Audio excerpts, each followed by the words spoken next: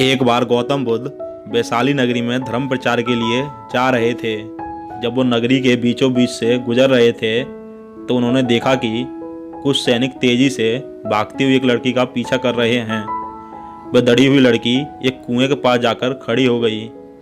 वह हाँफ रही थी और प्यासी भी थी। बुद्ध ने उस बालिका को अपने पास बुलाया और कहा कि वह उनके लिए कुएं से पानी निकाले, स्वयं भी पिए और उन्हें भी पिलाए।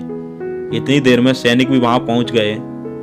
बुद्ध ने उन सैनिकों को हाथ के संकेत से रुकने को कहा। उनकी बात पर वो कन्या कुछ छेपती हुई बोली, महाराज मैं एक अछूत कन्या हूँ, मेरे कुएं से पानी निकालने पर जल दूषित हो जाएगा। बुद्ध ने उससे फिर कहा कि बहुत जोर की प्यास लगी है, पहले तुम पानी पिलाओ। इतने में वैशाली के राजा भी वहां आ पहुंचे। उन्होंने बुद्ध को नमन किया और सोने के बर्तन में केवड़े और गुलाब का सुगंधित पानी पेश किया, लेकिन बुद्ध ने उसे लेने से इनकार कर दिया। बुद्ध ने एक बार फिर बालिका से अपनी बात दोहराई।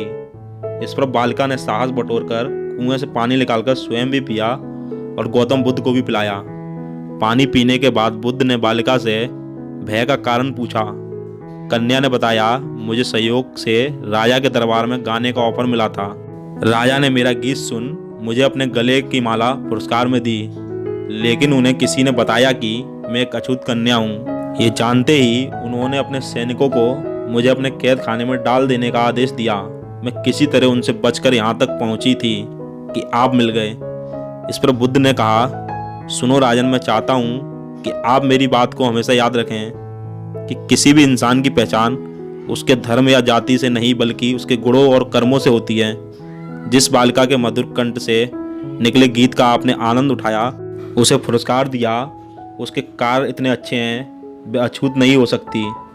यहाँ पर नीची सोच और छोटे कार्य करके अछूत होने का परिचय तो आपने दिया है, इसलिए मेरी नज़रों में ये कन्या नहीं बल्कि आप अछूत हैं। वैशाली नरेश बुद्ध के सामने शर्मिंदा होने के अलावा और कर भी क्या सकते थे।